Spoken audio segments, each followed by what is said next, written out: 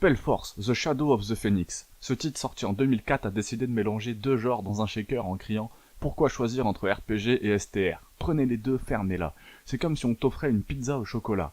Tu sais pas si ça va marcher, mais bon, tu goûtes par curiosité. Spoiler, c'est bizarre mais t'y reviens. Le gameplay est schizophrène, dans le bon sens. Imagine-toi un instant, tu commandes une armée de nains qui mettent des baffes à des morts vivants, et la seconde d'après tu craftes un plastron pour ton héros qui pourrait rivaliser avec le look de Geralt en plein défilé de mode. Ce jeu te force à avoir un cerveau en mode multitâche. Les phases STR, du classique efficace. Construis une base, collecte des ressources, balance une armée sur la gueule du type d'en face, mais attention, ici les unités ne sortent pas d'une caserne magique. Non, chaque soldat, chaque paysan, a été littéralement invoqué à partir de ton mana. En gros, ton héros devient un manager d'intérim en pleine crise de surmenage. Les phases RPG, là on touche à quelque chose de savoureux. Ton héros, ou plutôt tes héros, parce que oui, on peut en gérer plusieurs, évolue dans un monde gigantesque, rempli de quêtes, de loot, de lore. Tu peux te spécialiser dans la magie, le combat ou devenir hybride, mage combattant avec des statistiques qui crient « Faites vos jeux, rien ne va plus ». Le pitch. Un sorcier mégalomane qui veut devenir immortel et anéantir le monde. Classique. Mais ce qui suit, c'est un millefeuille narratif où chaque nouvelle quête te balance une révélation. En gros, ce jeu est plus dense qu'un roman de Tolkien, et chaque PNJ a un discours plus long qu'un monologue de théâtre. Mais on aime ça, parce que le lore de Spellforce est un buffet à volonté de fantaisie. Elfautin, narraleur, mort-vivant psychopathe, tout le monde est là, prêt à se foutre sur la gueule. Les graphismes d'époque, qui vieillissent comme un vin douteux. En 2004, c'était beau, les arbres étaient verts, l'eau scintillait, les bâtiments avaient des textures qui faisaient wow. Aujourd'hui, le jeu a le charme rétro des vieilles 3D anguleuses. Mais honnêtement, ça marche encore. Parce que l'ambiance est là, le design des unités, les environnements, ça te donne l'impression dans un monde vivant, malgré ses polygones fatigués. La musique sous-estimée. Elle donne de l'importance. Ici, une bande-son, les compositeurs se sont surpassés. Chaque bataille, chaque exploration, chaque dialogue entre deux PNJ, bizarre et sublimé par des musiques qui te donnent envie d'écrire des poèmes. Spellforce, The Shadow of the Phoenix. C'est ce genre de jeu qui te rappelle pourquoi les années 2000 étaient magiques. Des développeurs qui osaient mélanger les genres. Des scénarios qui se prenaient au sérieux, mais pas trop. Une volonté de créer un univers qui te prend aux tripes. C'est pas parfait, parfois c'est lent, parfois c'est frustrant. Mais au final, tu te surprends à te relancer une partie en disant « Allez, encore une mission et j'arrête ». Un monument de nostalgie pour les vétérans. Une pépite pour les curieux.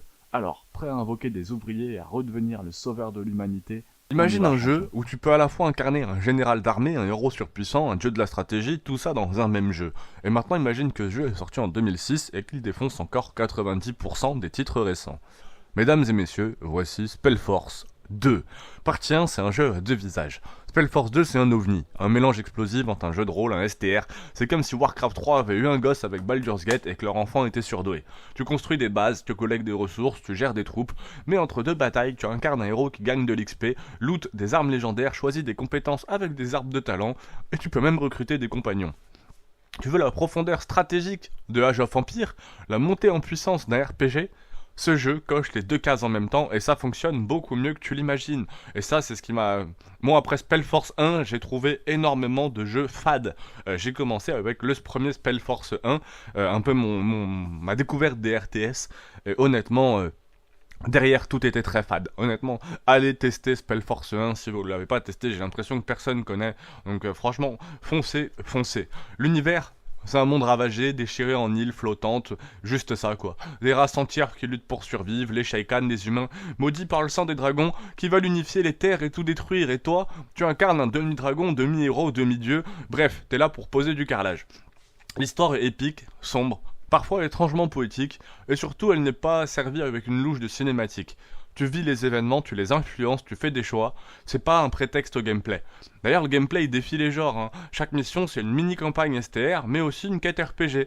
Tu dois défendre ta base, construire une armée, et en même temps explorer des donjons, discuter avec des PNJ ou défoncer des boss à 3 barres de vie.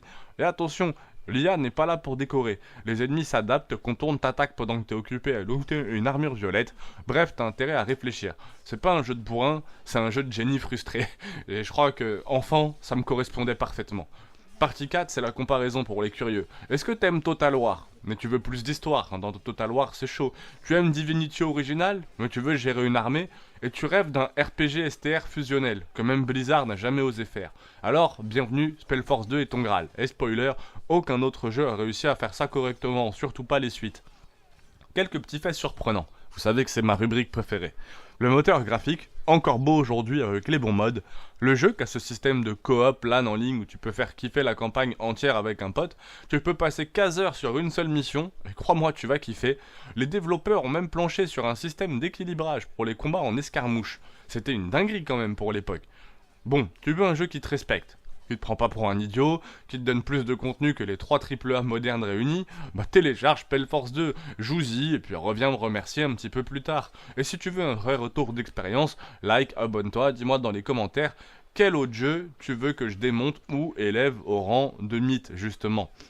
Moi je me souviens qu'enfant, j'étais un peu frustré quand même par Spellforce 2, qui pour moi était une version simplifiée de Spellforce 1. Après, est-ce que j'ai joué 5 missions et étant frustré du 2, je suis retourné sur le 1, puis j'ai jamais retouché? Probablement, j'étais très jeune à l'époque, je suis même pas sûr si j'avais 2 chiffres ou alors... vraiment, j'avais 2 chiffres, mais j'ai arrêté à jouer à ça passé la 3ème. Donc c'était avant la 3ème, donc j'étais très très jeune. Et c'était génial, Spellforce 1, c'était vraiment incroyable. Spellforce 2 a l'air aussi vraiment génial, j'ai un peu moins joué, mais quand même des bons souvenirs. Je crois que je l'ai quand même bien avancé, enfin bref, peu importe. Le 1 en tout cas était vraiment une pépite, celui-là a l'air aussi bien, n'hésitez pas à m'en parler en commentaire si certains y ont joué. J'ai vu qu'il y a un 3 aussi, j'hésiterai pas à en faire un test. Je fais un peu moins de vidéos en ce moment parce que je suis sur un gros narratif sur Kenshi qui j'espère lancera enfin cette chaîne.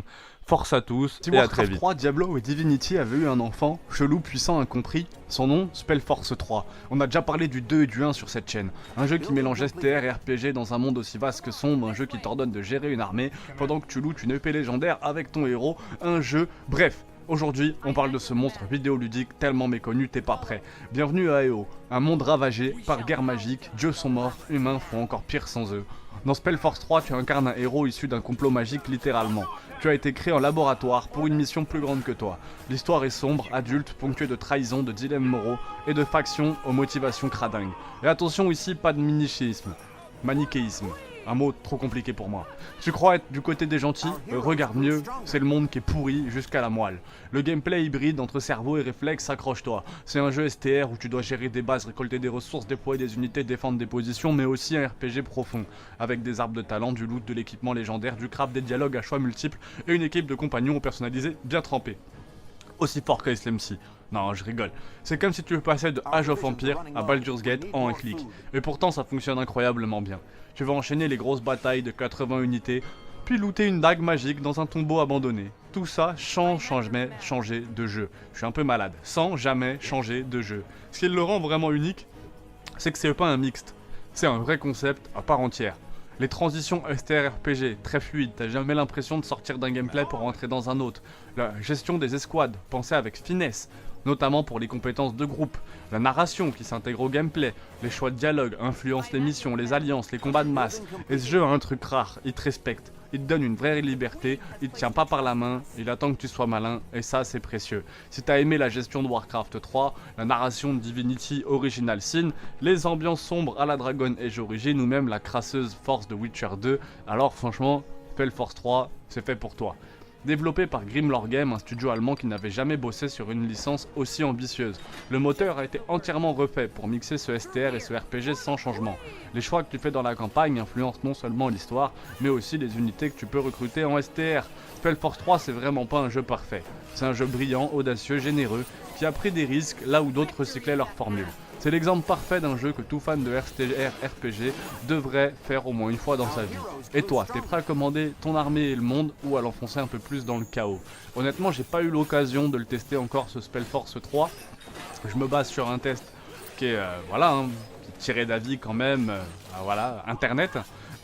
Effectivement, j'ai pu faire le 1 que j'ai adoré, je trouve ça génial. J'ai beaucoup joué au 2 aussi.